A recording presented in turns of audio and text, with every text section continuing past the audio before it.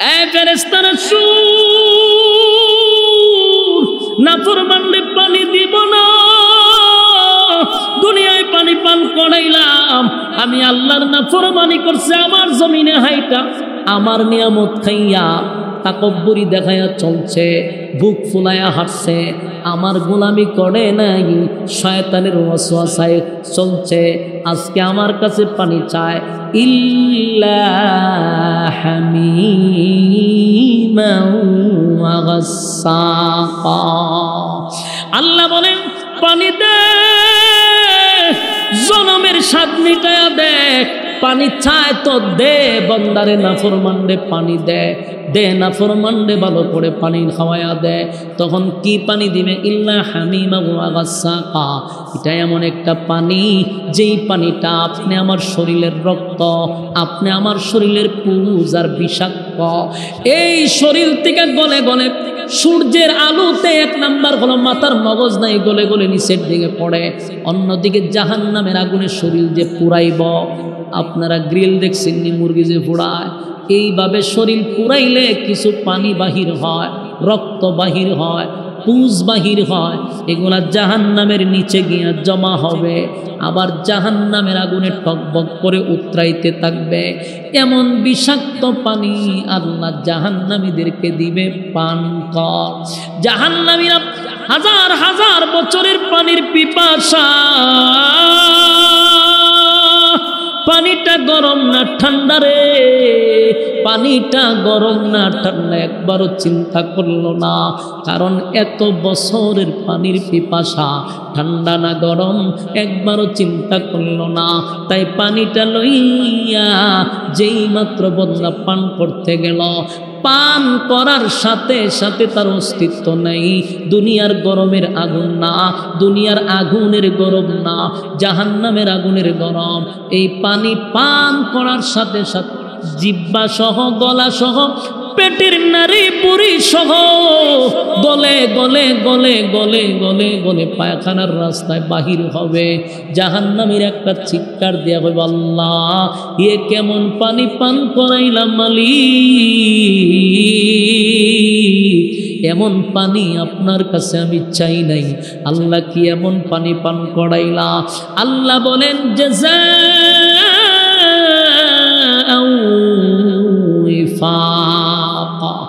আল্লাহ বলেন এই নাফরমান, এখন বুঝ মজা কেমন লাগে, এখন বুঝ মজা কেমন লাগে রে। আমার দেওয়া নিয়ামত খাইয়া আমার নাফরমানি করলি, আমার দেওয়া নিয়ামত খাইয়া আমার নাফরমানি করলি। আজকে তুই এই জায়গাতে এসে আমার কাছে পানি চাস, বান্দারে জাযাআও ওয়াফাকা। কেমন লাগে এখন বুঝ। এতক্ষণ তো পাইছিলেন শারীরিক কষ্ট, আল্লাহ যখন বলবে জাযাআও ওয়াফাকা, তখন মানুষের শুরু হবে মানসিক কষ্ট। তার মানে মালিক আমাদেরকে আরো কাঠা গায়ে লবণ লাগায়া দিল। এক তো কষ্ট, আল্লাহ হয় বুঝো মজা কেমন লাগে। আমার যুবক ভাইয়েরা, প্রশ্ন হলো আল্লাহর কি মায়া দয়া লাগবে না? ভালো করে শুনেন, দুনিয়াতে আল্লাহর নাম রহমান। আস্তিকের জন্য রহমান, নাস্তিকের জন্য রহমান। আল্লাহ মানলেও খাওয়ায়, আল্লাহ না মানলেও খাওয়ায়, কারণ রহমান নামের গুণে আমরা খানা খাই। কিন্তু পরকালে আল্লাহর সুরত হবে দুইটা, একটা হবে রাহিম, এটা হলো মুমিনের জন্য, নেককারদের জন্য মায়া দয়ার কোনো অভাব নাই। আর একটা হবে কাহার, নাফরমানের জন্য আল্লাহ বড় ভয়ঙ্কর হবে গো। যেই ভয়ঙ্কর রূপ দেখে আদম থেকে নিয়ে ঈসা রূহুল্লাহ পর্যন্ত কোন নবী সেদিন আল্লাহর সামনে কথা বলার সাহসই পাবে না। সবাই বলবে ইয়া রব্বি নফসি নফসি নফসি নফসি নফসি। কেন বলবে? আল্লাহ সেদিন ভয়ঙ্কর রূপ ধারণ করবে, হুঙ্কারের পর হুঙ্কার দিবে, নাফরমানদের অস্তিত্ব থাকবে না। এই পরিস্থিতির থেকে বাঁচতে হলে বলুন প্রথম নাম্বার কি দরকার? ঈমান। জুড়ে এখন প্রথম নাম্বার কি দরকার? দুই নাম্বার হলো নেকামল। ঈমান আর নেকামল লইয়া যদি কবরে যাই গো, আল্লাহ কয় আমি জান্নাতুল ফিরদাউসের মেহমানদারি করাবো। চিৎকার দিয়া কোন সুবহান। কারা কারা এই জান্নাতুল ফিরদাউসে যেতে চান দুইটা হাত তুল্লা দেখায়া দে। লিল্লাহে তাকবীর, লিল্লাহে তাকবীর। রাজি আছেন তো ইনশাআল্লাহ? এই এক নাম্বার কি? ঈমান। দুই নাম্বার নেক আমল। ঈমান এবং নেক আমল লইয়া যদি কবরে যায় আল্লাহ আমরারে মেহমানদারি করেন। রাজি আছেন ইনশাআল্লাহ? কুল্লু নাফসিম বিমা কাসাবাত রাহিনা। এটা নারী হোক পুরুষ হোক, যে কোনো ধর্মের হোক, হোক মুসলিম অমুসলিম, যে কোনো ধর্ম ফলো করুক, কিন্তু আরেকবার আপনি আমাকে দাঁড়াইতে হবে। এই বিশ্বাস ইয়াকিন আমাদের ভিতরে আছে বিদায় আমরা মুমিন, আমরা ঈমানদার। প্রতিটা কথারও আমাদের জবাব দিতে হবে এবং প্রতিটা জীবনের কৃতিকর্ম যা করছি ফার্স্ট টু লাস্ট হায়াতের জিন্দিগি যতদিন আছে প্রত্যেকটা জিনিসের জন্য, প্রত্যেকটা কথার জন্য, প্রতিটা কাজের জন্য আবার আমাদেরকে সেখানে দাঁড়াইতে হবে। আর এই দাঁড়ানোটা বিশ্বাস করি, এই জন্য আমরা মুমিন। মুমিনের ইয়াকিন আর বিশ্বাস আছে। যারা ধর্ম বিশ্বাস করে না, যারা আল্লাহ বিশ্বাস করে না, এদেরকে আমরা নাস্তিক বলি। নাস্তিকদের থিওরি হলো মানুষ মরে যাবে, পচে যাবে, গলে যাবে, আবার দাঁড়াইব কেমনে, বিচার হইব কেমনে। এদের লজিক হলো যে মানুষটা মারা গেলে তো বুঝছে যা, তো সে মাটির সাথে মিশে গেছে, তো তারে আবার দাঁড় করাইব কেমন, আবার তার বিচার হইব কিভাবে। এগুলা বোয়া কথা, ফাও কথা। এটা হলো নাস্তিকদের ধারণা। আমাদের প্রশ্নটা হইল, একটা জিনিস মনে করেন আমি বানাইছি, এই গ্লাসটা মনে করেন কোম্পানি বানাইছে, এটা শুরুতে সর্বপ্রথম যখন কোম্পানি বানায় তখন তার কষ্ট হয়েছে বেশি না এখন কষ্ট হয় বেশি? প্রথম মডেলটা তৈরি করছে এটা কষ্ট হয়েছে, কিন্তু এখন যে অহরহ গ্লাস বাড়িছে, এখন যে কোনো ডিজাইনের বাড়ি করতে গিয়ে আর কষ্ট হইব। গ্লাসটা যদি ভেঙেও যায় সেম গ্লাস বানানো সম্ভব কিনা বিশ্বাস হয় আপনারা? এটা ভেঙে গেলে সেম গ্লাস আরেকটা এরকম বানানো যাবে, কিন্তু আগে বানাইতে কষ্ট হয়েছে না পরে বানাইলে কষ্ট হইব? প্রথম মডেল তৈরি করছে কষ্ট হয়েছে। আমার প্রশ্ন হইল, নাস্তিকরা যে এই কথাটি বলে যে মানুষ পচে যাবে, গলে যাবে, আবার দাঁড়াইব কিভাবে, আবার বিচার করব কিভাবে, তো প্রশ্ন হইল মানুষ আল্লাহ যেই সময় বানাইছে, বানানোর পরে রুহু দিছে, তখন তো কষ্ট ছিল, তখন তো কঠিন হওয়ার কথা ছিল। যেমন এক ফোঁটা নাপাক পানির দ্বারায় মানুষকে আল্লাহ গঠন করছে, ঠিক না?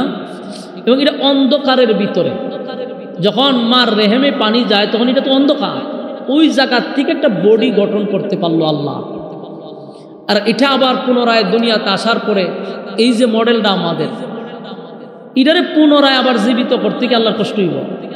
আল্লাহ অন্ধকারের ভিতরে গঠন করতে পারছে, বানাইতে পারছে, পুনরায় আবার এই গঠন ফিরায় আনতে কি কষ্ট হয়? নাস্তিকদের কথা হলো যে না, মানুষ মরে গেলে শেষ, পচ্চা যাইব, গইলা যাইব, এটা আবার বিচার হইব কেমনে, খার হইব কেমনে, কথা কইব কেমনে, এই ধরনের প্রশ্ন তারা করে। এরপরে বলে জান্নাত জাহান্নাম হয় মানুষ মারা যাওয়ার পরে কবরে যে রাখে, হুজুররা তো ওয়াজ করে কবরে শাস্তি হইব, সাপে কামড়াইব, আগুন দিব। কত খবর বাংলা দেখলাম, জীবনে কোনোদিন আগুন দেখলাম না, মারামারি দেখলাম না, কিন্তু হুজুররা হয় খবর আযাব হইতেছে। এরা মানুষের সামনে এই কথাগুলি বলে, শিক্ষিত মানুষের মগজ ধুলাই করে। হয় গুরুস্থানে আমরা যাই, কত বাঙ্গা কবর কঙ্কাল পাই, কই একটা তো আগুন দেখলাম না, মারামারি শব্দ শুনলাম না, এরা আমরা কি বুঝায়? জান্নাত পাইল কই আর জাহান্নাম পাইল কই? এখন আমি আপনারা একটা প্রশ্ন করি, দুই ব্যক্তি ঘুমাইছে এক জায়গায়, আর একজন সজাগ, মনে করেন বইয়া মোবাইলে টিপতেছে, আর দুইজন পুরা গভীর ঘুমে। এর মধ্যে একজনের স্বপ্ন দেখতেছে, হঠাৎ করে যে বৈশা রয়েছে কাছে, হে ছায়া দেখে ইডা হাসে, হিডা খান্দে। কিরে ঘুমের মধ্যে একটাই হাসে, একটা খান্দে গেলে দুনুডারে তাফাইয়া তুলছে, ওট হাসস করে, এইডারে তাফা দেখো তুই খান্দস করে। ও ভাই, ঘটনা হইল আমি যে খান্দি, আমি দেখি আমার বাঘে দৌড়াইতেছে, বাঘের থাবার থেকে বাঁচার জন্য আমি খানতেছি। স্বপ্নে দেখছে, পাশেরটার যে তুই হাসলে গেলে, আমি দৌড়াই একটা হরিণ ধরে গেছি, এই জন্য হরিণ ধরার পরে খুশিতে আমি হাসতেছি। এখন দুনুডারে তুলছে ভিডা, যে তোদের কাছে আমি বসা, আমি বাঘও দেখলাম না, হরিণও দেখলাম না। আচ্ছা বলুন তো দেখি, যেই বেচারা দুই ব্যক্তি ঘুমেছিল, এরা কি বাস্তবে দেখছে না ঘুমের ভিতরে দেখছে? আপনার কথা বুঝতেছে? একটু জোরে কোন। ঘুমের মধ্যে একজনে দেখছে তারে বাঘে দৌড়ায়, এই জন্য সে কাঁদতেছে, আর একজনে হরিণ শিকার কইরা খুশিতে হাসতেছে। দুই লোকে কইছে ভাই আমি স্বপ্ন এটা দেখছি, এক হয় আমি এটা দেখছি। এখন এই দুজনে ফিরাত করছে, তো তোদের কাছে আমি বসা, আমি তো বাঘও দেখলাম না হরিণও দেখলাম না, ভাই ইসলামী করাস। বলুন তো এটা কি যুক্তিক না অযৌক্তিক? কারণ ঘুমের ঘরে যে ঘুমের মধ্যে যা দেখা যায়, জাগ্রত মানুষ সেটা দেখতে পায় না। ঘুমন্ত মানুষ যা দেখে, জাগ্রত মানুষ কি সেটা দেখতে পায়? ভাই আল্লাহর রাস্তায় একটু কথা বল, আপনারা বুঝলে আমার সাথে একটু হানা করেন। জাগ্রত মানুষ আর ঘুমন্ত মানুষ, ঘুমন্ত মানুষ ঘুমের মধ্যে যা দেখে, জাগ্রত মানুষ সেটা কি দেখতে পায়? কেন দেখতে পায় না? এখন এটাকে আপনার ওয়াজ করে বোঝানি লাগবো। আপনি কবেন হুজুর ঘুমাই রয়েছে স্বপ্ন দেখছে, আমি আর কাছে বসা কিন্তু আমি দেখতেছি। ঠিক তেমনি ভাবে জীবিত ব্যক্তি আর মৃত ব্যক্তি, মৃত ব্যক্তির সাথে যা ঘটে যা দেখে, এটা জীবিত ব্যক্তি টেরও পায় না, বলতেও পারে না। আমার কথা আপনারা বুঝছেন? যারা বলে কবরে কি হয়, কবরে কি শাস্তি হয়, কবরে আগুন, কবরে মারামারি, ইডিও দেখলাম না, জান্নাত দিব কবরের ভিতরে ফুল বাগানও দেখলাম না, কত কবর ভাঙ্গা দেখলাম। তার এইভাবে বুঝাইতে বলতে, ঘুমন্ত ব্যক্তি স্বপ্নে যা দেখে, জাগ্রত ব্যক্তি তা দেখে না। মৃত ব্যক্তির কবরে যা হয়, জীবিত ব্যক্তি তা টেরও পায় না, খবরও পায় না। কারণ এটা আলাদা একটা জগৎ, আলাদা জগৎ। আপনি এই জগতে থেকে সেই জগতের খবর পাইতে গেলে আপনি মরতেই হবে, কথা কই না দি, আপনার মরণ লাগবে। এরপর আপনি ওই জগতের দৃশ্য আপনি অটোমেটিক দেখতে পারবেন। আপনি জাগ্রত হইয়া সেটা যতক্ষণ বলে আমি হরিণ দেখতাম সম্ভব না, আপনি ঘুমান, স্বপ্নে আপনারা ওই আমেরিকা লয়ে যাবো গা, আর নাহলে আপনি ইটালি লয়ে যাবেন। এটা আলাদা একটা জগৎ। তো মাঝে মধ্যে যে আমরা স্বপ্ন দেখি, অনেক সময় দেখুন স্বপ্নের মধ্যেও পেরেশানি আসে। এরকম হয়েছে কিনা আপনার সাথে জানি না। অনেক সময় দেখা যায় স্বপ্নের মধ্যে মানুষ গাইমা যায় এবং মনে মনে স্বপ্নের মধ্যে বলতে যায় এটা কি বাস্তব না স্বপ্ন, এত কষ্ট। এই পাশের মানুষটা কি এটা বলতে পারতেছে? আপনার পাশে তো শুয়ে রয়েছে, এ জানা। ঠিক দুনিয়ার পরকালটা এরকম। আপনি পরকালের কিছু জানতে চান তাহলে আপনি মরেন, বুঝতে পারবেন। কারণ প্রত্যেকটা মানুষ আল্লাহর সামনে দাঁড়াবে, এতে কোনো সন্দেহ নেই। এবং সে আল্লাহর সামনে দাঁড়াইয়া পাই পাই করে হিসাব দিবে, এত কোনো সন্দেহ নেই। আপনি হিসাব দিতে হবে, আপনি আল্লাহর সামনে দাঁড়াইতে হবে, এটার জন্য আপনাকে অপেক্ষা করতে হবে। ভাববেন না যে আল্লাহ আপনারা সাইরা দিবে, আপনারা আবার দাঁড় করাবে এবং আপনার কৃতকর্মের জন্য আপনাকে জবাব দিতেই হবে। এই জন্য আল্লাহ বলেন, কুল্লু নাফসিন বিমা কাসাবাত রাহিনা। প্রত্যেকটা মানুষ আমি আল্লাহর সামনে একদিন দাঁড়াবে, সেই দিনের অপেক্ষা করো। মালিক ইয়াউমিদ্দিন, যেদিন আমি আল্লাহ বিচারক হব, আমি যেদিন বিচারক হব সেদিনের অপেক্ষা করো। দুনিয়া নামক এই দুনিয়ায় তোমাদেরকে পাঠাইছিলাম, অল্প সময় দিয়া পাঠাইছিলাম, কিন্তু এই দুনিয়াতে তোমরা আসার পরে পরকালের কথা ভুলে গেছ, আমার সামনে দাঁড়াইতে হবে সেটাও ভুলে গেছ। বারবার ওয়াজ মাহফিলের মাধ্যমে, এমনকি মসজিদের মিম্বরে, সব জায়গায় আলেমদের বক্তব্য, তোমাদেরকে পরকালের কথা স্মরণ করায়া দেওয়া। আজকের এই মাহফিল, এই আয়োজন এত কষ্ট করে, রাত দিন অক্লান্ত পরিশ্রম করে, প্রবাসী ভাইদের এত মেহনতে, যুবকদের মেহনতে, এলাকাবাসীর মেহনতে, মুরব্বীদের পরামর্শে আয়োজন করা হলো। বলুন তো দেখি উদ্দেশ্যটা কি? কেন এই আয়োজন করলো? কেন মাহফিলের ব্যবস্থা করলো? একটাই উদ্দেশ্য, এলাকাবাসীকে পরকালের কথা স্মরণ করায়া দেওয়া। আমার যুবক ভাইরা, ওয়াজ মাহফিলের উদ্দেশ্য যদি এটা হয় তাহলে কামিয়াব। আজ ওয়াজ মাহফিলে পরকালের কথা স্মরণ হয় না। আগের ছোটবেলায় আমরা ওয়াজ শুনছি, যেমন আল্লামা সাইদি সাহেবের ওয়াজ শুনছি, যুক্তিবাদীর ওয়াজ শুনছি, আনসারী রহমতুল্লাহ আলাইহির ওয়াজ শুনছি। এদের ওয়াজে পরকালের কথা স্মরণ হইত। বাস্তব না বাস্তব? পরকালের কথা স্মরণ হয়ে যেত। কিন্তু এখনকার এমন সিচুয়েশন তৈরি হয়েছে, পরকালের কথা স্মরণ হইব দূরের কথা। এখন মাহফিলে আসলে মানুষ গান মুখস্থ করে, এখন আসলে মানুষ ডান্স শিখে। বাস্তব বুঝি না বাস্তব? হ্যাঁ, আপনারা কি মনোযোগ আছে? আপনারা কি মনোযোগ আসেনি? আপনারা একটু সামনে আসেন, একটু সামনে আসেন। এই বাচ্চাগুলার একটু উঠাই দেন, পিছনে যাও, পিছনে যাও। ওইসব কথা বলতেছে সব। এইদিকে একটু সামনে আসে, এই মনোযোগ দেন, আল্লাহর রাস্তায় মনোযোগ দেন। একটা কথা আমি মন গড়া বলবো না, একটু সামনে আসেন। পোলাপানগুলারে কথা বলতে দিয়ে মনোযোগ আসেনি আপনারা? ব্রাহ্মণবাড়িয়ার মানুষ একটু আওয়াজ টাওয়াজ দিয়ে মেহরবানি করে এই বাচ্চাগুলারে পিছনে দিয়ে আপনারা একটু সামনে আসেন, আর কথা বলবেন সামনে বলবেন। একটু মনোযোগ দেন। বলুন, ওয়াজ মাহফিল করানোর উদ্দেশ্যই হলো যেন মানুষ পরকালের প্রতি মানুষের মন মানসিকতা আসে, মানুষের যেন ভয়ভীতি সৃষ্টি হয়। কিন্তু এখনকার যে সিস্টেম শুরু হয়েছে, যে মানুষ এখন আসলে গান শিখা শুরু করে মাহফিল শিখা। আলহামদুলিল্লাহ, এই সাইডটা তো আল্লাহর রহমতে আপনারা ভালোই আছেন, কারণ ব্রাহ্মণবাড়িয়ার একটা আলাদা একটা প্রভাব আছে। কিন্তু যেমন ভালো এমন খারাপও আছে, যেমন আল্লাহওয়ালা লোকও আছে, এমন বন্ডামিও বাউন্ডারে কম না। বাস্তব না বাস্তব? শীর্ষস্থানীয় ভণ্ডদের বাড়ি বাউন্ডারে, কথা ঠিক নেই। আবার ব্রাহ্মণবাড়িয়াতে সবচেয়ে বড় আল্লাহওয়ালাও আছে, ছিল, এখনো আছে। এই জন্য যেখানে মুসা সেখানে ফেরাও, কথা বুঝতেছেন? যেখানে খারাপটা থাকে এখানে ভালোটা থাকে, ভালোটা খারাপের সাথে মোকাবেলা করে। ওয়াজ মাহফিল মূলত আলোচনায় আমি মনে করি যেগুলোই করা মানুষ যেন পরকালের প্রতি ধাবিত হয়। এই জন্য আল্লাহ পিছনের কথা আমাদেরকে স্মরণ করাই দিতেছে। আপনারা যদি মনোযোগ দেন, কিতাব আবার গোতাগুতি শুরু করছো না? মোবাইলগুলো সরান।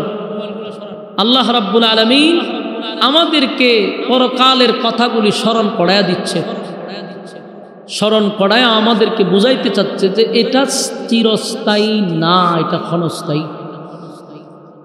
তোমাদের সামনে চিরস্থায়ী একটা জীবন আছে, যেটা তোমাদের ভোলা উচিত না, ভুলে যাওয়াটাও উচিত না।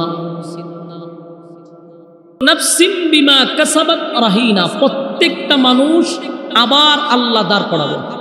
কেন দাঁড় করাবে? এই ক্ষণস্থায়ী দুনিয়াতে আমাদেরকে যতটুকু হায়াত দিছে, যেই হায়াতের কসম আল্লাহ করছে, ওয়াল আসর, সময়ের কসম। সমস্ত তাফসীর কারক একমত যে এই সময়টা গরির সময় না, এই সময়টা হলো আমাদের হায়াতের সময়। কথা বুঝতেছেন? হায়াতটাকে ফুজি বলা হয়েছে, ফুজি, যে তোমার জীবন পুঁজি। এই হায়াতটা আমাদের সীমিত, বলতে আমাদের পুঁজিটা খুব সীমিত। কিন্তু যে পুঁজি আমরা দিয়ে আল্লাহ দুনিয়াতে পাঠাইছে অল্প পুঁজি, কিন্তু মুনাফা হতে হবে অসীম। মুনাফা বুঝেননি? নেক আমল, লাভ। ওই যে ভালো কথা বলছেন, লাভটারে মুনাফা বলে। তাহলে আমরা পুঁজি পাইছি হায়াত, আর আমরার মুনাফা হইল নেক আমল। এদিকে তাকান রে, এদিকে, এইদিকে বক্তা আছে না, এদিকে তাকান। মনোযোগ কি পরিমাণ দিতেছেন আমি বুঝতেছি, মনোযোগ এদিকে দেন। হায়াতটাকে বলা হয়েছে পুঁজি, আর নেক আমলটাকে বলা হয়েছে মুনাফা। তোমার যদি অল্প পুঁজিতে মুনাফা বেশি হয়, অল্প পুঁজিতে যদি মুনাফা বেশি হয়, তাহলে তুমি সাকসেস। ব্যবসায়ীর ক্ষেত্রে দেখবেন পুঁজি অল্প কিন্তু তার লাভ অসীম, তাহলে ব্যবসায়ী সফল। কিন্তু পুঁজিও শেষ, মুনাফাও নাই। লাভবান না ক্ষতিগ্রস্ত? ক্ষতিগ্রস্ত। দুনো দিক দিয়ে সে ক্ষতিগ্রস্ত, পুঁজিও নাই, মুনাফাও নাই। আল্লাহ বলেন হায়াত তো সীমিত, তোমার উচিত মুনাফা বেশি, মানে নেক আমল বেশি করা। আমাদের নেক আমল খুব কম, পুঁজিও কম। এই জন্য আল্লাহ বলেন ওয়াল আসর, সময়ের কসম, ইন্নাল ইনসানা লাফি খুসর। সময়ের কসম করে বলি, ইন্নাল ইনসানা লাফি খুসর, এই সময়ের কসম, তার মানে তোমার হায়াতের কসম, নিশ্চয়ই তোমরা ক্ষতিগ্রস্ত। কেউ বলে নাই, আল্লাহ বলেন তোমরা ক্ষতিগ্রস্ত। এমনি বলে না, কসম কাইরা বলে রে তোমরা ক্ষতিগ্রস্ত। এমনি যদি বলতো তাও মোটামুটি ঠিক ছিল, কিন্তু আল্লাহ বলেন কসম, ক্ষতিগ্রস্ত, ক্ষতিগ্রস্ত, নিশ্চয়ই বান্দা তোরা ক্ষতিগ্রস্ত। কেন ক্ষতিগ্রস্ত? কারণ সময়ের মূল্যায়ন আমরা করি না, সময়ের মূল্যায়ন দিই না, সময়টারে মূল্যায়ন করি না, এই জন্য আমরা ক্ষতিগ্রস্ত। কারণ আমাদের হায়াত বড় সীমিত, সীমিত। আমরা আদম নবীর হায়াত পাই নাই, নূহ নবীর হায়াত পাই নাই। অন্যান্য নবীরা 1000 বছর 1500 বছর তারা জীবন পাইত, কিন্তু আমরা সেই পরিমাণ হায়াত পাই নাই, 60 আর 70 বছরের হায়াত। তার মানে তাদের তুলনায় আমাদের পুঁজি একেবারেই কম, একেবারে কম পুঁজি নিয়ে আমরা আসছি। কিন্তু আমাদের টার্গেট থাকতে হবে, আমরা পুঁজি কম কিন্তু মুনাফা বেশি দরকার। এই জন্য অন্যান্য নবীদের জামানাত থেকে আমাদের নবীর উম্মতের জন্য ফজিলত ডাবল ডাবল করা হয়েছে। যদি কেউ একবার দুরূদ শরীফ পড়ে, আল্লাহর নবী বলেন 10টা গুনাহ মাফ হয়ে যায়। কেউ যদি একবার দুরূদ শরীফ পড়ে, তার আমল নামায় 10টা নেকি আল্লাহ ঢোকায়া দেয়। কেউ যদি একবার দুরূদ পড়ে, তার উপরে 10টা রহমত বর্ষিত হয়।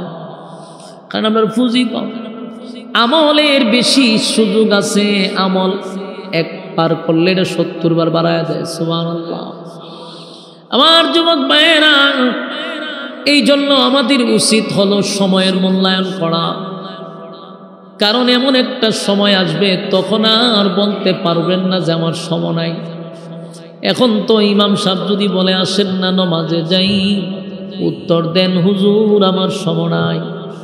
কিন্তু মালাকুল মউত আজরাইল যদি আপনি আমার সামনে দাঁড়ায়া যায়, বলুন আপনি আমার সময় দিব, কথা হয় না, সময় দেওয়া হবে না। এমনকি একটা সেকেন্ড আগেও আপনার রুহু নেওয়া হবে না, 1 সেকেন্ড পরেও আপনার রুহু নেওয়া হবে না। মালাকুল মউত আজরাইলের সামনে আমরা বলতে পারবো না যে আমাদের সময় নাই। আল্লাহ বলেন বান্দারে, অল্প পুঁজি দিয়ে আমি পাঠাইছি, মুনাফা আমাদের অসীম দরকার।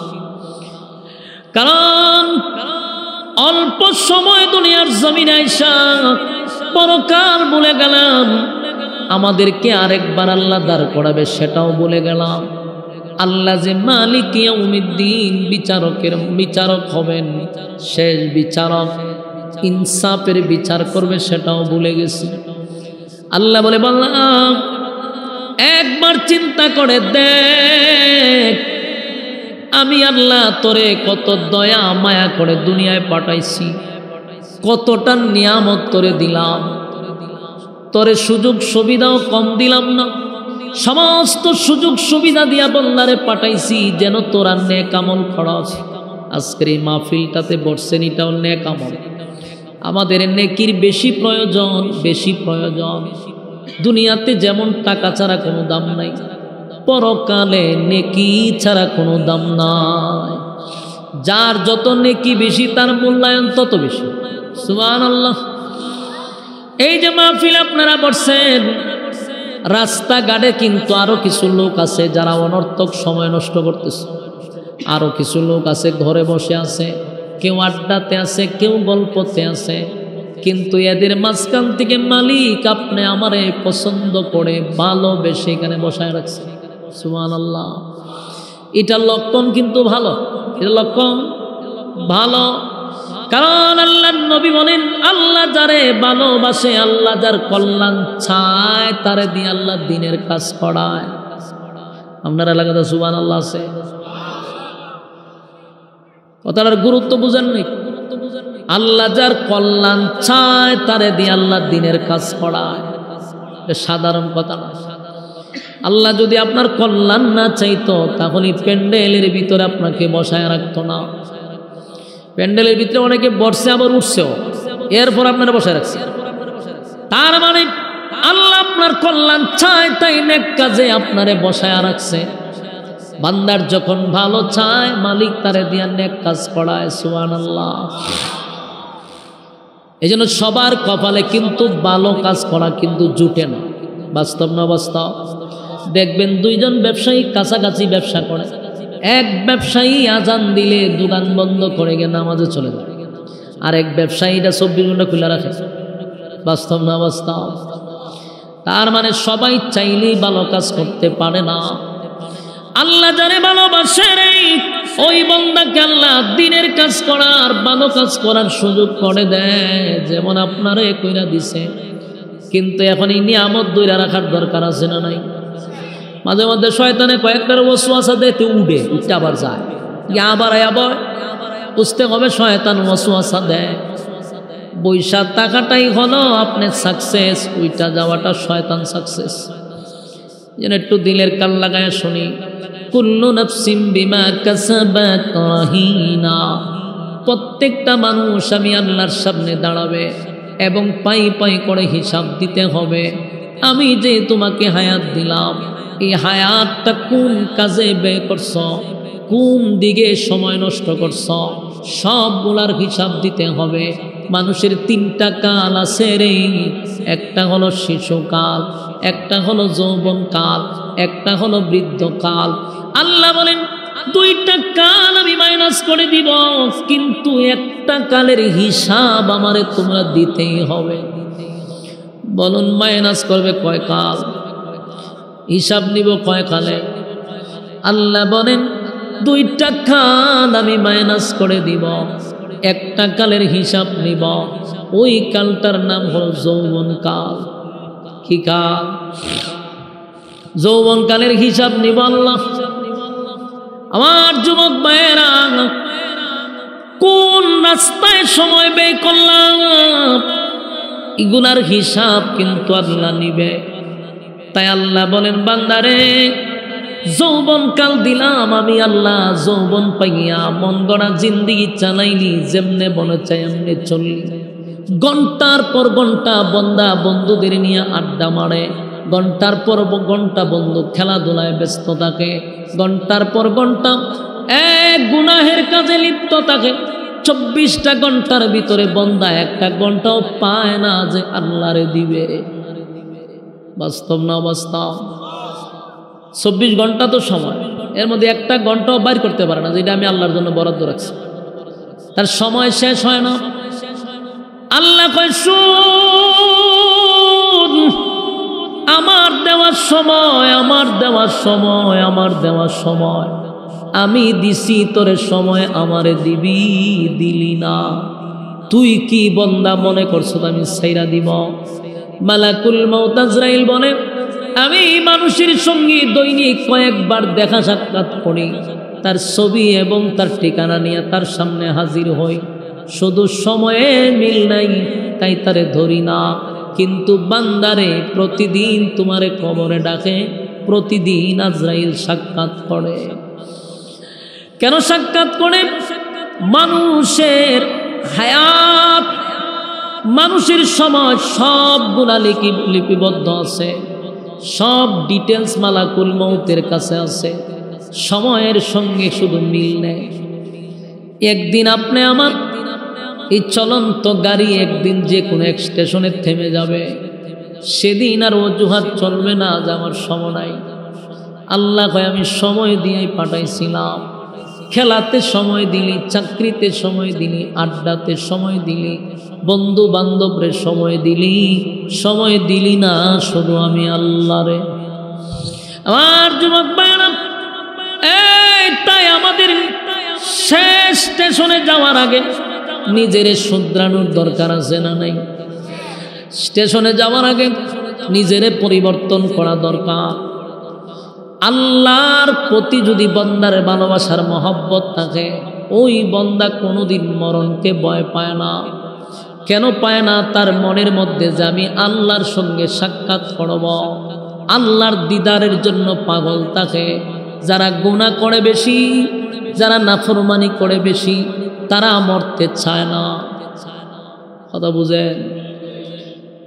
যারা দেখবেন গুনাহগার বেশি, অতিরিক্ত আমরা গুনাহ করি, যেন আমরা মরতে চাই না, আমরা বাঁচতে চাই, কারণ আমরা জানি মরলে সাইজ করে। এই জন্য মানুষ মরতে চায় না রে। সাহাবীরা কেন মরতে চাইতো? তারা শাহাদাত বরণ করতে চাইতো, তারা যুদ্ধের ময়দানে যাইতো। এমনকি ছোট ছোট বাচ্চারাও বলতো, ওগো আল্লাহর পয়গম্বর, আমারে যুদ্ধের ময়দানে নিয়ে যান। যাদের যুদ্ধের বয়স হয় নাই তারাও নবীর কাছে বলতো, পয়গম্বর আমাদেরকে যুদ্ধের ময়দানে নিয়ে যান। কারণ তারাও জানতো শাহাদাত বরণ করলে আল্লাহর তরি জান্নাতের আর কোনো সমস্যা নাই, আমরা আল্লাহর মেহমান হতে পারি। এই জন্য সাহাবায়ে কেরামরা জীবন দিতে প্রস্তুত ছিল রে, জীবন দিতে প্রস্তুত ছিল। কারণ তারা গুনাহ করত কম, আল্লাহর দিদারের অপেক্ষা করত। আজকে মানুষ মরতে চায় না, তার কারণ হলো নাফরমানি, মরতে চায় না। মুসলমান যেদিন মরণকে ভয় পাওয়া শুরু করছে, সেদিন মুসলমানের উপরে রাজত্ব করে বেঈমানরা। আর যেই সময় মুসলমানরা মরণকে ভয় পাইত না, সমস্ত বেঈমানরা মুসলমানের তর্জন গর্জনে কাঁপতে থাকত। খালিদ বিন ওয়ালিদ একজন সাহাবী,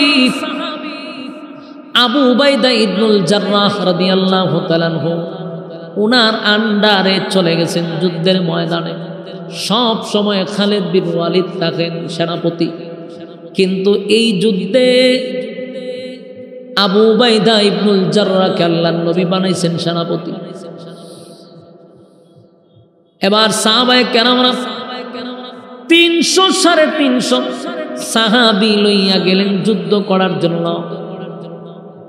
মরুভূমির মধ্যে নামাজের টাইম হয়ে গেছে, তাই সাহাবীদেরকে লইয়া নামাজের কাতার বন্দী হইয়া নামাজ শুরু করছে। নামাজ শুরু করে দিল আবু উবাইদা ইবনুল জাররাহ, উনি ইমাম সাহেব, আর সমস্ত সাহাবীরা মুসল্লি হইয়া নামাজ শুরু করে দেওয়ার পরে সালাম ফিরাইয়া দেখে চতুর্দিকে শত্রুরা ঘেরাও করছে। তাদের হাতে অস্ত্র, 1-2 জন না 60,000। বলুন কয় হাজার? সাহাবীরা কয়জন? 300 অথবা 1000, 1000 না এরকম হবে। সাহাবীরা এত সর্বোচ্চ 1000, আর এরা 60,000। বলুন কয় হাজার? তাও সবার হাতে অস্ত্র আছে।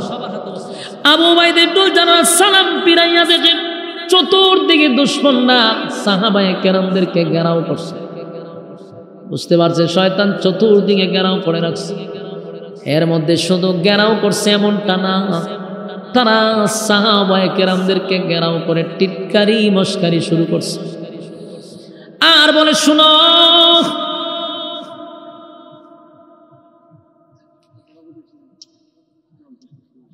আল্লাহর নবীর সাহাবী আবু উবাইদা ইবনুল জাররাহ তাকায়া দেখে, ভাই এখান থেকে একটু দূরে গিয়ে চিল্লাইতে পারে না, দরবারটা কি গানি করতে হইব। আবু উবাইদা ইবনুল জাররাহ সালাম পিরাইয়া তাকায়া দেখে সোলজার বাহিনী প্রায় 60,000 সাহাবীদেরকে ঘেরাও করে রাখছে। শুধু ঘেরাও করছে এমনটা নয় গো, টিটকারি মস্কারি শুরু করছে। আর বলতেছে, তোমরা নাকি আমাদের সঙ্গে যুদ্ধ করবা, তোমরা এই কয়েকজন যদি আসো আমাদের সঙ্গে যুদ্ধ করতা, তোমাদের কি অস্তিত্ব থাকবে? তোমরা কি আমাদের সঙ্গে যুদ্ধ করার জন্য আসছো? টিটকারি মস্কারি যখন শুরু করে দিল, আবু উবাইদা ইবনুল জাররাহ সালাম পিরাইয়া দেখলো তারা 60,000 আর টিটকারি মস্কারি শুরু করছে। উনি সালাম পিরাইয়া ওনার সাথীদের মধ্যে ডাক দিয়া বলল, তোমরা কে পারবা একজন ওইটাই 60,000 একটা দৌড়ানি দিতা? সুবহানাল্লাহ। আছেন আপনারা? আপনার মনোযোগ গেছে গাই কেন? দরবার তো একটা ফাঁকাইছে কেন? মাহফিলটারে ধ্বংস করার লেগে। এইদিকে তাকান, পিছে তো চাইয়েন না, শয়তান সব গারো সোয়ার হয়েছে। আপনার এদিকে তাকান, এদিকে তাকান, মনোযোগ দেন, খুব বুঝার চেষ্টা করেন যে মরণ রে সাহাবীরা ভয় পাইতই, এই জন্য ইসলামের বিজয় তাদের হাতে আসছে। সুবহানাল্লাহ। চিন্তা করেন 60,000 খার রয়েছে অস্ত্র লইয়া, আর আবু উবাইদা ইবনুল জাররাহ কয়, কে পারবা এই 60,000 দৌড়াইতা? একজনের টাকা পারবো, ভাব, আর একজনের টাকা হুজুর আমি, তুই পারতাম। 3-4 জন উঠছে, কিন্তু আবু উবাইদা ইবনে জাররাহ অনুমতি দেন। এর মধ্যে একজন টেকা রয়েছে লাস্ট। এখন আবু উবাইদা ইবনে জাররাহ, আমি মনে মনে আপনার ঋতু আসলাম, আপনি কোন সময় দাঁড়াইবেন? ওনার নাম হলেন খালেদ বিন ওয়ালিদ। চিন্তা করেন, উনি দাঁড়াইছেন। আবু উবাইদা ইবনে জাররাহ কয়, রে খালেদ, আমি আপনার অপেক্ষা করছিলাম যে আপনি কেন দাঁড়ান না। এখন আপনি আমারে বলেন, আপনি কি 60,000 দৌড়াইবেন? বলে অবশ্যই। বলে ঠিক আছে, আপনি দৌড়াইবেন, আমারে বুঝান, আপনি একা 60,000-এর সাথে আপনি মোকাবেলা যে করতে যান, কিভাবে সম্ভব? আমারে বুঝাইতে হবে। আপনি দৌড় দিবেন, 60,000-এর ভিতরে ঢুকলে ওনার অস্তিত্ব থাকবো, কিন্তু উনি হয় আমি দৌড়াবো। তো জিজ্ঞাসা, আপনি কিসের ভিত্তিতে, কিসের তো পাওয়ার আপনার, আমারে বলেন। খালেদ বিন ওয়ালিদ কি উত্তর দিছে জানেন? হয় আল্লাহর রাসূল বলছে, যারা মুমিন, যারা ইমানদার, তারা জিন্দা। আপনারা একটু সুবহানাল্লাহ জোরে বলে আমার ভালো লাগতো। যারা ইমানদার, যারা মুমিন, তারা কি? জিন্দা।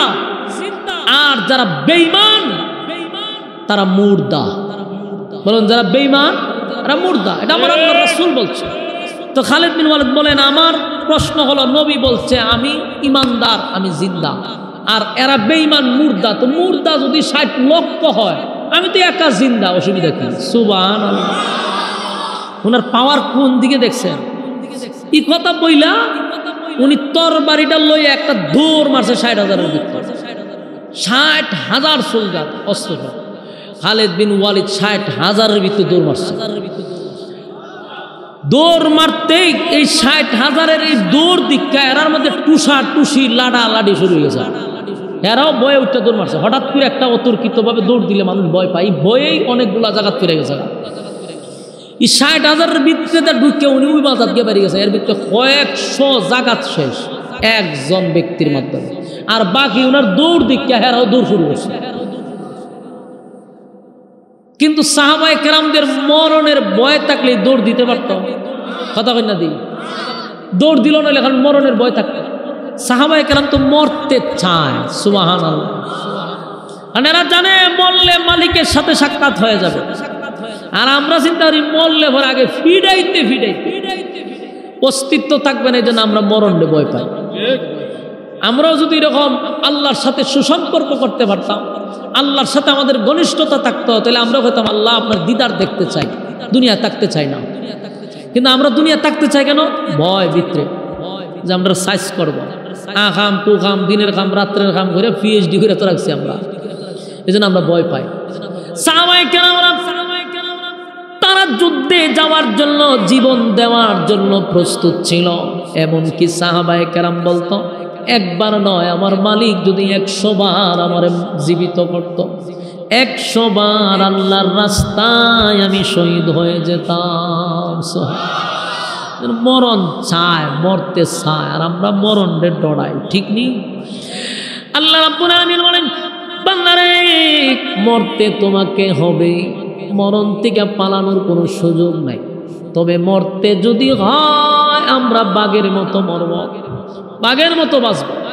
যেমন সাহসিকতা বাঘ দেখায়, ঠিক মুমিনের সাহস আর বিশ্বাস ইয়াকিন থাকতে হবে বাঘের তাফার মতো। ঠিক কিনা? শিয়ালের মতো বাচ্চা কি? এই জন্য আমাদের ঈমান আকীদা যদি শক্ত থাকে, তাহলে আমরা আল্লাহর দিদারে অপেক্ষা করতাম। সুবহানাল্লাহ। আমরা মরবো, এতে কোনো সন্দেহ নাই। মরতে হবে, মরতে হবে, এতে কোনো সন্দেহ নাই। এখানে যতগুলা মানুষ বসছেন, কেউ যদি ইসলাম বিশ্বাসও না করে, তারপরে একটা জিনিস বিশ্বাস করে যে মরতেইব, মরতে হবে, এই কথাটা মানুষ বিশ্বাস করে কেন জানো? আমার চোখের সামনে দাদা মরে গেছে, আমার চোখের সামনে বাবা মরে গেছে, আমার চোখের সামনে মা মরে গেল, আমার চোখের সামনে কালো চুলগুলো আমার সাদা হয়ে গেল, চোখের জ্যোতি কমে গেল, চামড়া ঢিল হয়ে গেল, শরীরটাও দুর্বল হয়ে গেল।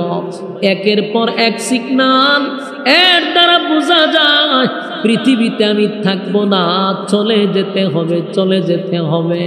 আল্লাহ বলেন, বন্ধু আপনি জানায়া দেন, তারা যদি ঈমান আনে এবং নেক আমল করে, ইন্নাল্লাযীনা আমানু ওয়া আমিলুস সালিহাতি কানাত লাহুম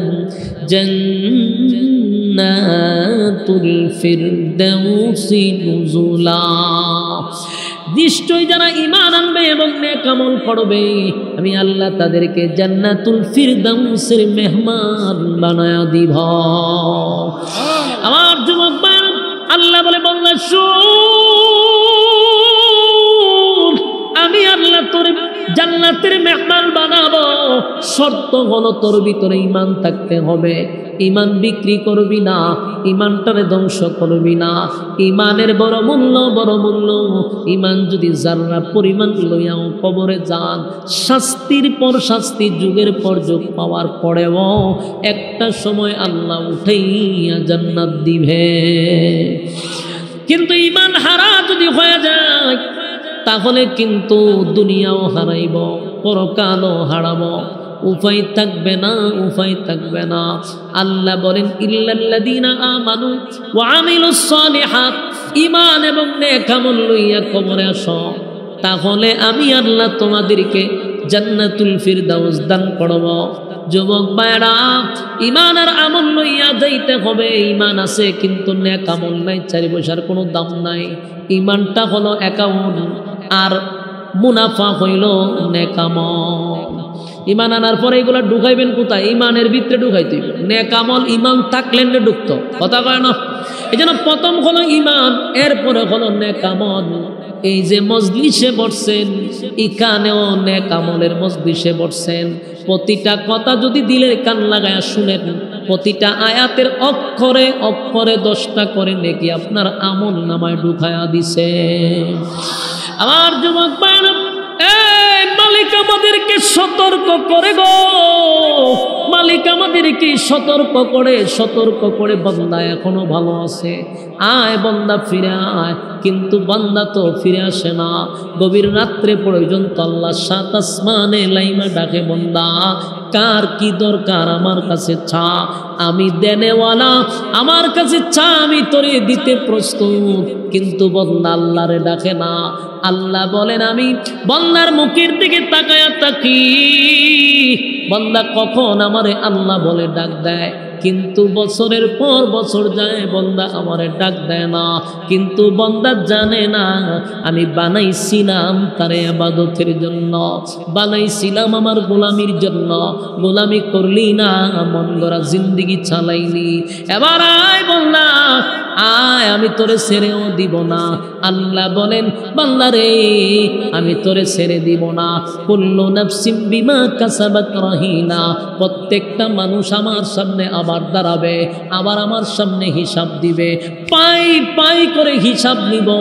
হিসাবে যদি গরমিল হয়, ইন্না জাহান্নামা কানাত মিরসাদা, নিশ্চয়ই তোমাদের জন্য জাহান্নাম উৎপেতে বসা। লিত্তাগিনা মাআবা, আর এখানে স্থান হবে সীমা লঙ্ঘনকারীদের। যারা সীমা লঙ্ঘন করছে, যারা দুনিয়াতে আমি আল্লাহর হুকুম মানে নাই, নবীর তরিকায় জীবন যাপন করে নাই, আলেমদের কথাও শুনে নাই, ইমামদের নসিহতও শুনে নাই। আমি যতই তারে বুঝাই কিন্তু সে বুঝে না। তার দুনিয়ার রঙ্গ তামাশায় তারে এমন ভাবে বশ করছে, পরকালের কোনো চিন্তা নাই।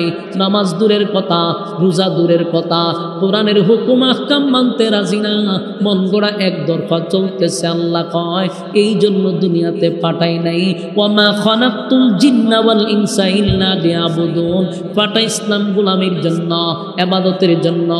ইবাদত যদি না করো আমি আল্লাহ ছেড়ে দিব না, আমি আল্লাহ ছেড়ে দিব না, ছেড়ে দিব না।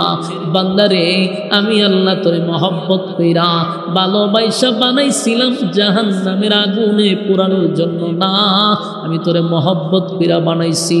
সৃষ্টির শ্রেষ্ঠ উপাধি দিয়া বানাইছি, নিজের কুদরতি হাত দিয়া তোরে বানাইছি, সময় লাগাইয়া তোরে বানাইছি। তুই আমার গোলামি করবি, সমস্ত সৃষ্টি জগৎকে বইলা দিছি আমার বন্দার গোলামি করার জন্য। বন্দা গোলামি করবে আমি আল্লাহ। আমার যুবক ভাইরা, এরপরও বন্দা বুঝলি না, নবী রাসূল পাঠাইলাম, লক্ষাধিক নবী রাসূল পাঠাইয়া বারবার বান্দা তোরে সতর্ক করলাম। নবী রাসূল চলে গেল, আলেমদেরকে দিয়া সতর্ক করলাম, ওয়াজ মাহফিলের মাধ্যমে উলামায়ে কেরাম জান্নাত জাহান্নামের বয়ান করলো, তোরে এতগুলা বোঝানো হইল, জাহান্নাম জান্নাতের বয়ান করলো, বুঝলি না? প্রতি জুমায় মিম্বরে বসে ইমাম সাহেব তোদেরকে জান্নাত জাহান্নামের বয়ান শুনাইল, বুঝলি না? এত বলার পরেও বুঝলি না, তাহলে আয়, আমি আল্লাহ তোরে ছেড়েও দিব না। দুনিয়াতে আল্লাহর নাম রহমান, মায়া দয়া বেশি, মায়া দয়া বেশি গো। অতিরিক্ত মায়া দয়ার কারণে বান্দার নাফরমানি করলেও আল্লাহ আসার দিয়া মারে না, টাডা ফালায়া মারে না। সকালে যদি কেউ গালি দেয়, বিকালে মালিক তার খাবার রেডি রাখে, কথা হয় না? কেন রে? কারণ আমার মালিকের যে মায়া দয়াটা বেশি, সকালে গালি দিছে, বিকালে খাবার রেডি রাখছে। আল্লাহ বলে আমার মায়া দয়া বেশি, কিন্তু বান্দার যেদিন মালাকুল মাউত আজরাইলের তাবায় পড়ে যাবে, সেদিন তোর সব স্বপ্ন ভেঙে যাবে, দুনিয়া তোরে ত্যাগ করবে, সব হারাইয়া আবার আমার কাছে দাঁড়াইতে হবে, পাই পাই করে হিসাব নিব।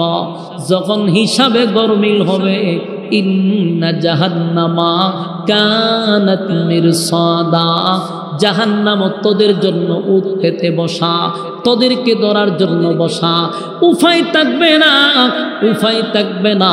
আল্লাহ বলেন ইন্না জাহান্নামা কানাত মিরসাদা লিত্তাগিনা মাআবা লাবিসিনা ফিহা আহকাবা লা ইয়াযুকুনা ফিহা বারদান ওয়ালা শারাবা ইল্লা হামিমান ওয়া গাসসাকা।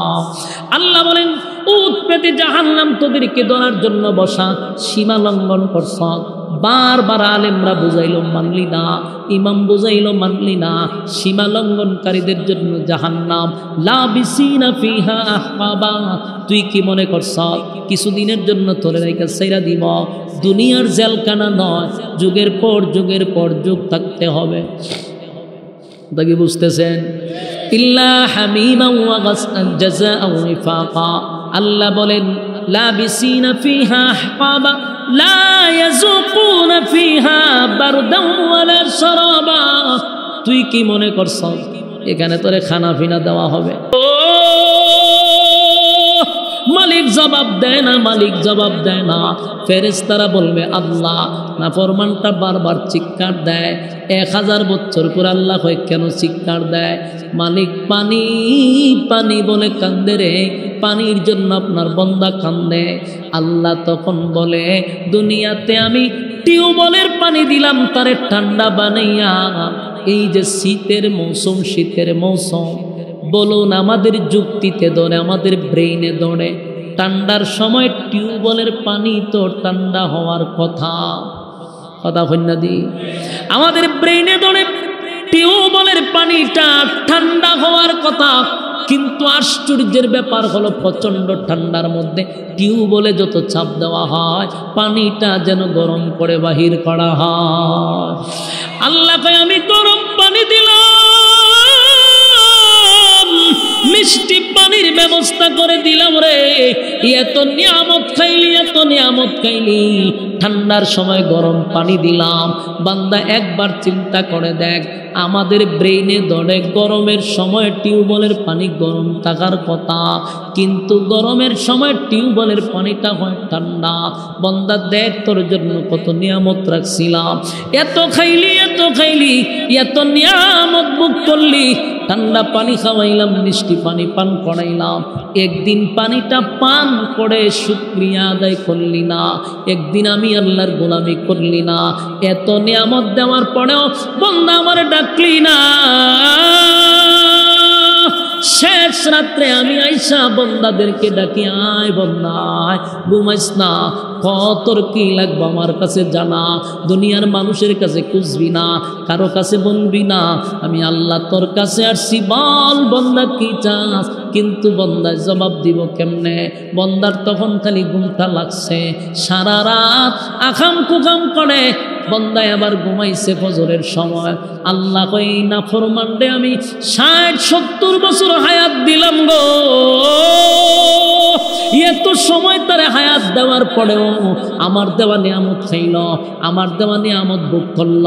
বন্দারে বারবার সতর্ক করলাম, দুনিয়ার জমিনে তারে বারবার আলেম পাঠাইয়া সতর্ক করলাম, কিন্তু আমি আল্লাহর গোলামি করল না। এটাও জানায় দিলাম ক্বালু লাম নাকু মিনাল মুসাল্লিন, নামাজের বিষয়টা নবীর দ্বারায় জানায়া দিলাম। এরপর আমি বললাম, আল্লাহ বলেন আমি এটাও জানায়া দিছি কুল্লু নাফসিন যায়িকাতুল মাউত, প্রত্যেকটা মানুষ দে মরণশীল, প্রত্যেকটা মানুষ দে মৃত্যুর স্বাদ গ্রহণ করবে, সেটাও জানায়া দিছি। তার চোখের সামনের থেকে তার দাদারে নিছি, তার চোখের সামনে থেকে তার বাবারে নিছি, তার আত্মীয় স্বজন নিয়ে গেছি, তার কালো চুল সাদা করে দিছি, তার দাঁতগুলি শক্ত ছিল লড়াছড়া শুরু করাইয়া দিছি, চোখের জ্যোতি কমায়া দিছি, চামড়াগুলি ঢিল করে দিছি। এতগুলা সিমটম পাওয়ার পরেও বন্দা সুজা হইল না, থেরামি করলো, থেরামি করলো, থেরামি করলো। আজকা বুঝি জাহান্নামে আইসা চিৎকার দেয় বন্দা পানি খাওয়ার জন্য। এ ফেরেশতারা সুর, নাফরমানরে পানি দিব না, দুনিয়ায় পানি পান করাইলাম, আমি আল্লাহর নাফরমানি করছে, আমার জমিনে হাইটা আমার নিয়ামত খাইয়া তাকব্বুরি দেখাইয়া চলছে, বুক ফুলাইয়া হাঁটছে, আমার গোলামি করে নাই, শয়তানের ওয়াসওয়াসায় চলছে। আজকে আমার কাছে পানি চায়, ইল্লা হামিমান ওয়া গাসসাকা। আল্লাহ বলেন পানি দে, জনমের স্বাদ মিটায়া দে, পানি চায় তো দে, বন্দারে নাফরমানরে পানি দে, দে নাফরমানরে ভালো করে পানি খাওয়ায়া দে। তখন কি পানি দিবে? ইল্লা হামিমা ওয়া গাসসাকা। এটা এমন একটা পানি, যেই পানিটা আপনি আমার শরীরের রক্ত, আপনি আমার শরীরের পুজ আর বিষাক্ত, এই শরীর থেকে গলে গলে সূর্যের আলোতে এক নাম্বার হলো মাথার মগজ নাই, গলে গলে নিচের দিকে পড়ে, অন্যদিকে জাহান্নামের আগুনে শরীর যে পুরাইব। আপনারা গ্রিল দেখছেন নি, মুরগি যে পোড়ায়, এইভাবে শরীর পুরাইলে কিছু পানি বাহির হয়, রক্ত বাহির হয়, পুজ বাহির হয়, এগুলা জাহান্নামের নিচে গিয়া জমা হবে, আবার জাহান্নামের আগুনে টকবক করে উতরাইতে থাকবে। এমন বিষাক্ত পানি আল্লাহ জাহান্নামীদেরকে দিবে, পান কর। জাহান্নামীরা হাজার হাজার বছরের পানির পিপাসা,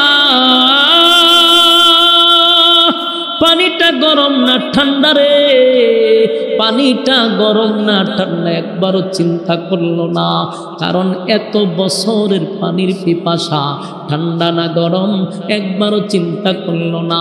তাই পানিটা লইয়া যেই মাত্র বন্দা পান করতে গেল, পান করার সাথে সাথে তার অস্তিত্ব নেই। দুনিয়ার গরমের আগুন না, দুনিয়ার আগুনের গরম না, জাহান্নামের আগুনের গরম। এই পানি পান করার সাথে সাথে জিহ্বা সহ, গলা সহ, পেটের নারী পুরি সহ গলে গলে গলে গলে গলে গলে পায়খানার রাস্তায় বাহির হবে।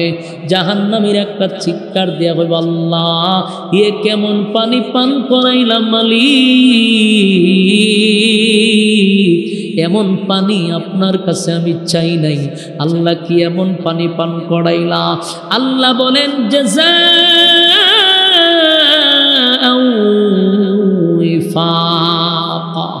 আল্লাহ বলেন এই নাফরমান, এখন বুঝ মজা কেমন লাগে, এখন বুঝ মজা কেমন লাগে রে। আমার দেওয়া নিয়ামত খাইয়া আমার নাফরমানি করলি, আমার দেওয়া নিয়ামত খাইয়া আমার নাফরমানি করলি। আজকে তুই এই জায়গাতে এসে আমার কাছে পানি চাস, বান্দারে জাযাআউ ওয়াফাকা, কেমন লাগে এখন বুঝ। এতক্ষণ তো পাইছিলেন শারীরিক কষ্ট, আল্লাহ যখন বলবে জাযাআউ ওয়াফাকা, তখন মানুষের শুরু হবে মানসিক কষ্ট। তার মানে মালিক আমাদেরকে আরো কাঠা গায়ে লবণ লাগায়া দিল। এক তো কষ্ট আল্লাহ হয়, বুঝো মজা কেমন লাগে। আমার যুবক ভাইয়েরা, প্রশ্ন হলো আল্লাহর কি মায়া দয়া লাগবে না? ভালো করে শুনেন, দুনিয়াতে আল্লাহর নাম রহমান। আস্তিকের জন্য রহমান, নাস্তিকের জন্য রহমান। আল্লাহ মানলেও খাওয়ায়, আল্লাহ না মানলেও খাওয়ায়, কারণ রহমান নামের গুণে আমরা খানা খাই। কিন্তু পরকালে আল্লাহর সুরত হবে দুইটা, একটা হবে রাহিম, এটা হলো মুমিনের জন্য, নেককারদের জন্য মায়া দয়ার কোনো অভাব নাই।